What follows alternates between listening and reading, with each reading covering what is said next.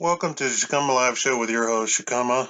Be sure to engage with the video. That's what YouTube and the advertisers really want.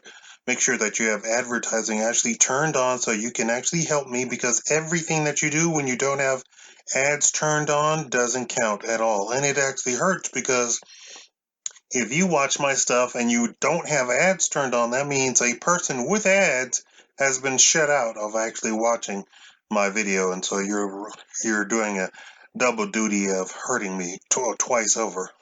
So just if you don't have ads turned on, just skip the video. Just skip my channel and just block the channel completely, because it makes no sense for you to watch anything that I do. I'm a poor person. I'm a broke, poor person on every type of government thing that you could ever think of that a man can get. So no, I don't have welfare or SNP or SNAP or BIF or BOF or whatever those programs are. I have Medicaid. That's about it.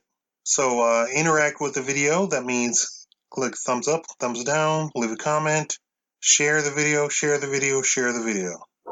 Let's talk about, and if you want to donate, you donate $50 or so, PayPal or Cash App. That'll be the first comment that I make. Let's talk about replacing some women, please. Twitter is run by super leftists with a bunch of young leftist staff members who assume every young person is like them. But the truth is, as is the case for most leftist ideology today, they're in the minority. Not every 18-year-old agrees with the women's studies, black studies, social studies. I don't know about all the studies. So when you get a video clip of a white woman telling an Asian American woman to go back to her country of what, Santa Monica? Literally, she sounds like she's from Santa Monica, the Asian girl, who is actually exercising, doing stretches and exercises, has a nice body. I don't go for Asians, but she has a nice body. So I can appreciate a nice a woman with a nice body. Don't get me wrong. I might not bring you home to mom, but I can appreciate, you working. I see you over there. I see you. We see that the young Asian American woman in question is not, in fact, an SJW, while the white woman in question is. But hold on, dear viewers, feast your eyes on the comment section of the Twitter video clip. Lo and behold, not a single person there is a leftist liberal. In fact, they make fun of leftist liberals. I don't know what they are, but they make fun of leftist liberals, and they're all young. I know them. I mean, not on a personal level, but I know them. And they call out the white woman for who she really is, a wascally racist. I say it like that to circumvent the YouTube censorship, because YouTube is no longer a platform, they are a publisher. And since they censor stuff, that makes them a publisher open for lawsuit. Welcome to reality. But I'm going to continue, because advertisers also like when you make sure that you self-censor.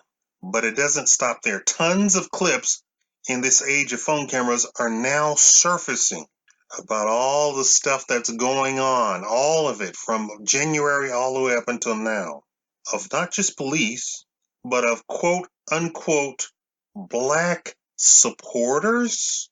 Ladies and gentlemen, I've never gotten any black support. Never. I only got Medicaid because literally I was asked to go on quote unquote Obamacare. And what did they mean by Obamacare? They meant Medicaid.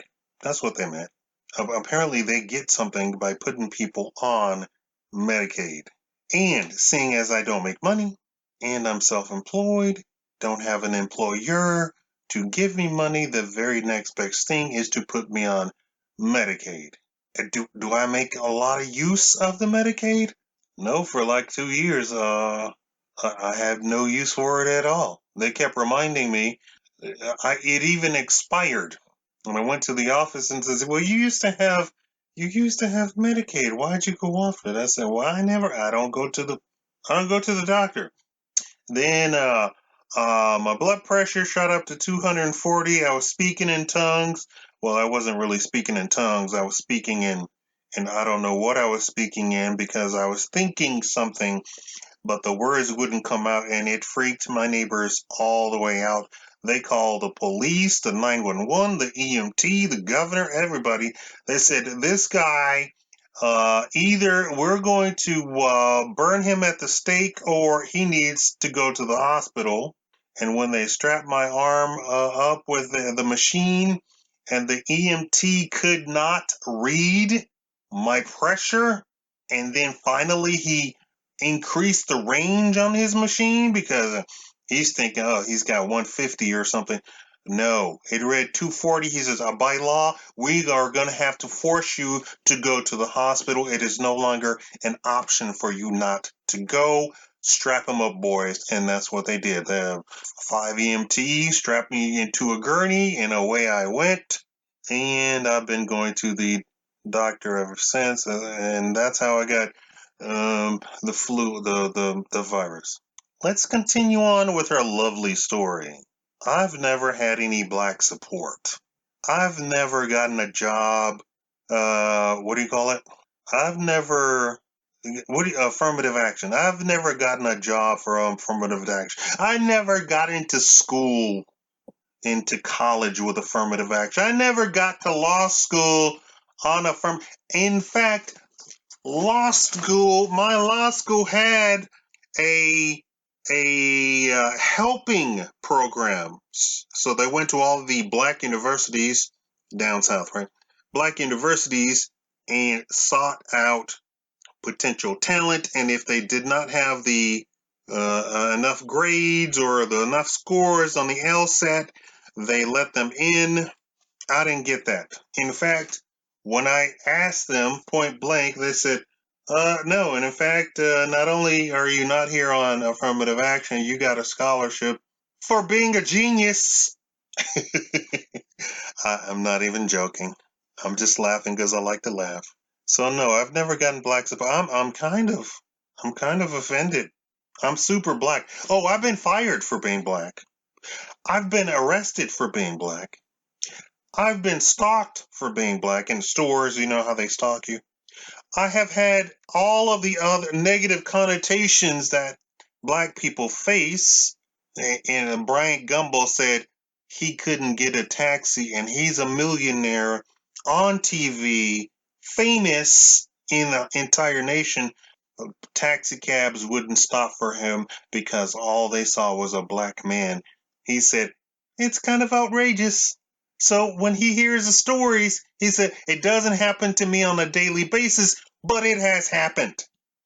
I understand exactly all of these black people. And let me tell you, I lived a super privileged life. This doesn't happen to me every day, but it has happened. I understand. I don't need a what would you do TV show to tell me what would happen if the people stalked you in the store and said, we know you people, how you people are. I know exactly what I would do. And I would tell every black person that has ever happened to tell them that you are going to sue. Don't get angry. In fact, be as cold and calm as you possibly can. Threaten to sue. Let's get sorry, I went off on a tangent. I'm gonna stick to my script. Come on. So now these people say they're black supporters. But these quote unquote black supporters, it's coming out through all of these phone video cameras, that these black supporters are, in fact, extra super duper califragilisticexpialidocious wascally racist themselves. Oh, you don't think they are? Go look up the video clicks on Twitter. Plug your nose because it smells on Twitter. Plug your nose because it smells on Twitter. But just go ahead and click in there a little. Go search for the little black supporters video clips, and then type in wascally racist. You know what I mean by that. And the leader of the pack, white women. These are the same white women who screech and moan about canceling white male privilege. Meanwhile, Becky is literally sitting on her white woman throne of privilege to order around the peasants. She's amassed as a social justice warrior, SJW, or feminist, whatever you want to call it, because they are allies. That's a key word, allies. These same Beckys order around the black people because they are allies too. They're allies to her. It's not the other way around. Don't get it twisted. Becky sits on her throne of privilege because people are allies to her for being a woman. Is it becoming clear? I'm trying to explain it to you so that everybody in the room can understand. So Becky, the white woman, sits on her throne of privilege, orders around the black people who they're supposed to be black supporting. But no, in fact, the black people around her are allies of feminism, and they're there to serve her needs. She needs a spiced pumpkin latte, Lamar. It's so bad how the white man is oppressing you. Can you make that spiced pumpkin latte snappy? Chop, chop, Lamar, get on it.